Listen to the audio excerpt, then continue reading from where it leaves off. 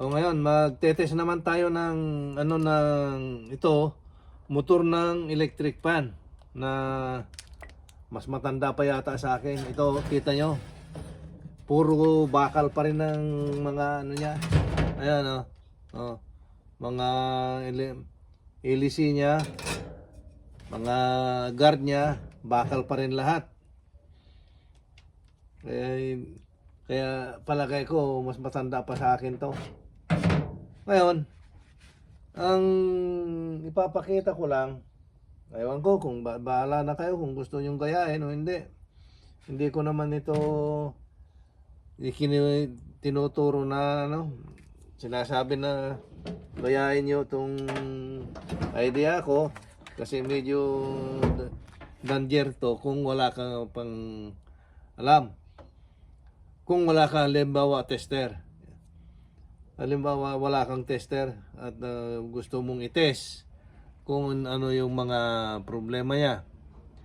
Halimbawa, ang problema niya ay switch. Ito, kagaya nito, walang switch to.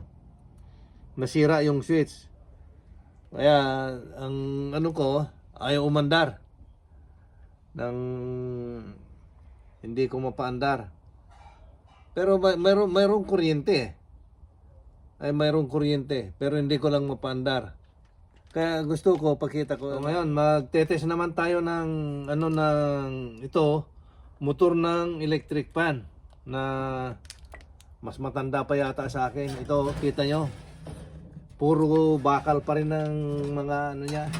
Ayan mga LEC niya, mga guard niya, bakal pa rin lahat.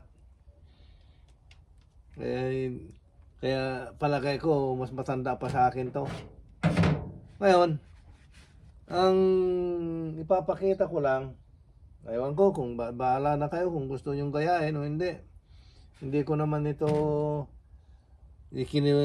tinuturo na sinasabi na gayahin nyo itong idea ko kasi medyo danger to kung wala kang pang alam. Kung wala kang halimbawa tester. Halimbawa wala kang tester at gusto mong i-test kung ano yung mga problema niya. Halimbawa, ang problema niya ay switch. Ito, kagaya nito, walang switch to. Nasira yung switch. Kaya, ang ayaw umandar. Hindi ko mapaandar. Pero mayroong kuryente. Mayroong kuryente, pero hindi ko lang mapaandar. Kaya gusto ko pakita ko na kung halimbawa ba, yung hindi mo alam kung anong diferensya. Ito sa switch. Itong mga dito, banda rito. Yung sa switch niya to. Ito para dito sa capacitor. Ito dito. Yung sabi nila na starting, dito ang starting. Diyan ang speed. Tinetest ko itong speed. Halimbawa, hindi mo alam ngayon, sabi ko sa'yo, hindi mo alam kung yung okay yung switch o basta lang, halimbawa, bigla na lang tumigil. O, nung i-on mo, ayaw na. Halimbawa, hindi tumigil. I-on mo, hindi na ayaw nang umandar. Wala kang marinig na maski ugong o anuman. Wala kang makita na reaksyon. Ngayon, ang sa obserbasyon ko, hindi ko sinasabi na alam ko. Ang obserbasyon ko lang, ang nakita ko na kasi hindi naman ako nag-aral eh. Ang emergency na pag-test para sa akin, kita mo ito, hindi dumaan sa ito ang dumaan sa switch. Yung galing dito. Yan ang tignan mo kung saan yung galing sa switch. Galing dito na papunta sa switch. Kasi yung isa papunta rito sa may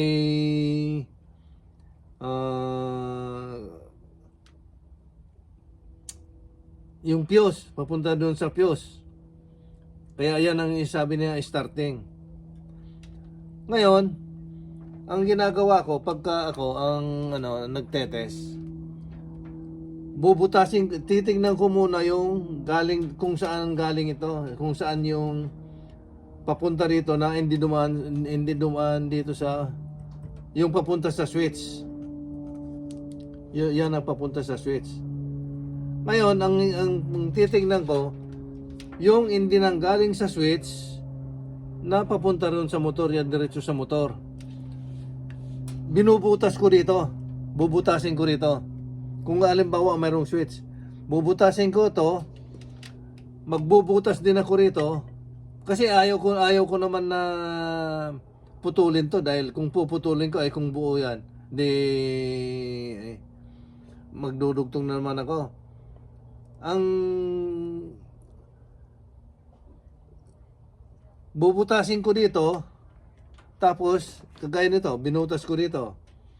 Bubutasin ako dito, lalagyan ko ng ganito. Tapos dito ako magtetes. Gaganunin ko. Kung yung fuse nga ang diferensya. Kasi kung yan ang sinasabi nila na bypass, ibabypass ko yung thermal fuse niya. Yan ang ganyan. Kaya ito, kita mo, itong isa, galing dito, diretso sa switch. Galing dito sa wall, diretso sa switch. Itong isa, yan ang galing doon. Pumunta rito. Ngayon, dahil sa walang switch, ang gagawin ko ngayon, dito ako magtetest. Dahil walang switch eh. Kung mayroon sanang switch dito ako magkakabit. Dito ako magtetest, gaganunin ko. Eh kung halimbawa baliktad ang ikot niya, ililipat mo lang dito. Ilipat mo yung ikinabit mo diyan sa kabila. Kaya yan ang inaano ko na tutusukin mo maski impertible. Kung ano yung pwede mong pangtusok na malagyan mo ng extension mo na pang-test mo. Yung ganyan. Kagaya ganyan. Nakakabit dito. Halimbawa, ganyan. Nakakabit na dito. Yun. Ay, ito yung nakakabit doon sa galing sa wall. Kung ginano mo, di umandar na yon, makita mo no kung yan anong diferensya. Pero lalo na kung mga baguhan na kagaya ko, kailangan mo mag gloves ng rubber. Maski anong klase, hindi ka ano to. At saka mayroon kang ganito, mas maganda yung ganito na mayroong switch dito. Para kung halimbawa man hindi maganda yung mayroong diferensya ito. Hindi didiretso sa breaker yung na mag-trip. Dito ang papuputukin niya muna. Kaya dito ka lang mag-repair na naman. O ngayon, isaksak natin to. O kaya naka-off pa rin. Isaksak natin. Ganyan. Pero ito naka-prepare na, nakasaksak na to dito. Pero yung sabi ko na dito ako magtetes kasi walang switch eh. Kasi nasira na yung switch. Kaya dito ako kung yung sabi ko na mayroong switch dito, kung mayroong switch dito ka sa starting. Doon sa may capacitor. Doon ka magte-testing. Eh ngayon, iuna natin to ha. Iuna natin. 'Yon. Ngayon, ang gagawin ko, ganito lang. Hindi oh, 'yon. Kita mo, 'di ba? Nakita mo yung umikot na. Di meaning, ang diferensya yung thermal fuse. Oh, 'yon. Ano? Di ba? Alam mo na yung thermal fuse ang diferensya, pwede ka nang, kasi ito yung sinabi ko na speed eh. Speed 1, ito yung common niya. Speed, ito, pumunta sa switch, pupunta rin sa switch, pupunta rin sa switch. Kaya doon ka kaya lang walang switch na sabi ko, kaya dito ako Ngayon, hindi mo naman kailangan na patagalin eh. I-switch mo lang yan, igano mo lang konti. Kung umanda, umikot, meaning, yung thermal fuse ang diferensya mo. Ngayon, kung ang diferensya niyan, wag mo nang galawin yon yung thermal fuse. Ngayon, iupo muna para subukan natin yung pangalawa. Yung isang para sa speed. Kasi ayaw ko naman na naka-expose na dalawa kasi baka mag-ground, meron pa mangyari. Kaya tatakpan ko ulit yung isa. Yan. Pero ito, wag mong tanggalin. Basta yung isa, yung hindi dumaan sa switch, doon mo i-steady. O, yun natin ulit. Kaya para malaman natin kung lahat yung switch niya ay gumagana. Yun, gumagana lahat yung switch niya, di ba? Yan. Ngayon, i-off na natin. Yun. Ngayon, pagka nakita mo na ganun na, dito ka na bubunutin natin ulit kasi mahirap na. Dito ka na magkakabit. Kung mayroong switch, dito mo na kakabitan. Ikakabit mo yung yan na ang oras na kung ano mang gusto mo, putulin mo yan para ikabit mo ulit.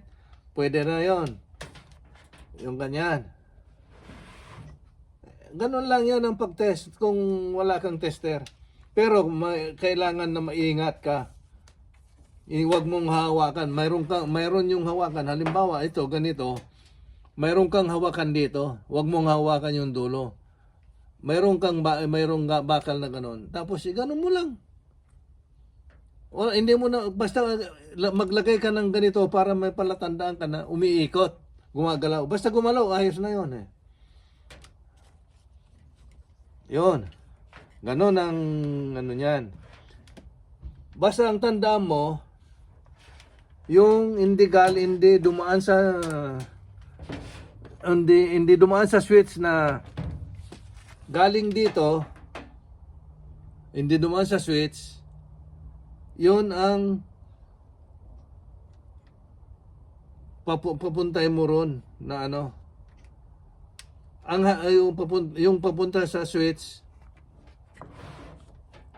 yan ang wag mong ano yun. Yung hindi dumaan sa switch, yan ang diyan mo bubutasin, magkakabit ka doon ng pang-test mo dito, tapos dito, doon sa capacitor. Maski alin dyan, wala kang problema. Kasi kung halimbawa, naikabit mo dyan at umikot, ang hangin ay papunta sa likod. O di ilipat mo doon sa kabila. Yun, tama na yun. Pero, lagyan mo rin ng fuse. Wag kang yung sabi ko na wag mo nang gagalawin yun, yung wiring niya. Yung wiring niya, wag mo nang galawin. Kaya mo lang kasi kaya ko man dito na mag-test dahil hindi ayaw kong galawin yung capacitor yung yung thermal fuse niya dahil hindi naman ako eksperto, baka masira ko pa. Ay kung dito lang ang bubutasin ko, maski espali lang ang butas mo, iganon mo lang, umikot, thermal fuse ang diferensya. Di ba? Yun. Sana meron kayong natutunan. At kung gusto niyo naman panoorin, thank you very much. Yan lang, ganun lang. Hindi yung kung sa electric pan lang ang para sa akin sa aking experience lang kasi hindi naman ako talaga yung sabi ko na hindi ko naman pinag-aralan. Hindi ako nag-aral. Walang nagturo sa akin. Sa kakalikot ko lang, ang dami ko nang nasira na electric pan. Kaya, yun. Maski yung gumagana, yan ang una kong, yan ang example ko, yung mga gumagana, yan ang tinitignan ko, gumagana yon, titignan ko kung ano yung ayos niya, tetestingin ko dito ng kung alin ang tama, alin ang hindi tama. Tapos kukunin ko yung sira, kung ano yung hindi gumagana, ayun ang sira. Yan ang tinatandaan ko. Ganun ako. Walang nagtuturo sa akin. Ano lang, experience lang na sa kakakalikot. Kasi kung gusto nyo ito yung sinasabi ko ha. Tandaan ninyo, ito ang speed, yung para sa capacitor, yan ang starting. Yun ang starting niya. Pero ito kagaya nito na hindi mo alam kung saan ang capacitor niya para sa capacitor dahil isa. Pag-aralan ko muna kung paano makita yung capacitor niya dito. Tapos isi-share ko ulit sa inyo kung saan ang capacitor dito, saan ang speed. Yung para sa capacitor, yan ang starting. Kaya pagka may kuryente, nakikita nyo, may kuryente, pero ayaw gumana, malamang na malamang, halimbawa, ito, maliban lang nga kung ito ay hindi pre-wheel. Pagka ayaw gumana, wala kang marinig na ugong, maski na walang aksyon, walang reaksyon. Walang sound, walang reaksyon ba? Malamang, yan ang sabi ko, yung hindi galing sa switch, yan ang tetestingin mo. Bubutasan mo rito, butas ka rin doon sa capacitor. Pag ganunin mo, isaksak mo, tapos iganon mo, pagka gumalaw, sigurado, capacitor ay yung thermal fuse. Yun lang, ganun lang. Pagka mayroon kayong magtanong lang kayo kung gusto niyo magtanong. Pero kung ayaw nyo, okay lang. Hindi ko naman na bigyan niyo ako ng star, mag-subscribe, no. Para sa akin lang, ipinapakita ko lang sa inyo na ayaw kong maluko dahil hindi ako manluluko. Pero dadalawa namang klase yan eh. Nanluluko at saka maluluko. Okay, kita-kita tayo ulit. Kaya nga pala nakalimutan ko yata na sabihin sa iyo na pagka nakasiguro ka na ang thermal fuse, ang diferensya, pwede mo na dito putulin. Putulin mo na rito. Ito. At saka kung sigurado ka na rin yung ikot, putulin mo na rin doon. Dito ka na magdudugtong. Tapos, maglalagay ka ng line fuse. Yung dito, tsaka kung saan ang niyan, lalagyan mo ng fuse dito. Para kapalit yung thermal fuse mo. Yan ang gagawin mo. Kaya nakalimutan ko yata na sabihin na ganon. Kaya, di ba sabi ko na sa akin, ayaw ko nang pakialaman na tignan yung fuse, yung thermal fuse niya. Dahil ito, napakaliliit ang wire niya. Oh. Ayun, oh. Oh. Di, konting galaw mo lang yan, masisira na. Kaya ako, hindi ko na pinapakialaman yan. Basta kung tetestingin ko lang doon. Pagka na-testing ko doon, at sigurado ko na thermal fuse, yun. Dito na ako magpuputol. Dito ko na idadaan sa mga ito. Tapos lagyan ko na ng fuse dito sa yung line fuse na. Pero kung halimbawa ayaw mo naman na kasi ito, kaya ako dito pagka may switch, dito ako nagkakabit. Pero kung ayaw ko nang lagyan ng switch dito, i-blind ko na yan. Yung galing dito, doon ko na ilalagay doon sa speed na yon. Pero isang speed na lang, wala nang pangalawa o pangatlo. Speed, isa na yon. Yun ang ginagawa ko. Kasi ako, sabi ko sa inyo na hindi naman ako hindi ko yung napag-aralan to. Ang napag-aralan ko yung tumatakbo, nasisira ko. Kaya doon ko nalalaman ng mga diferensya. O ngayon, o sige, kita-kita na lang tayo sa susunod na video. Okay.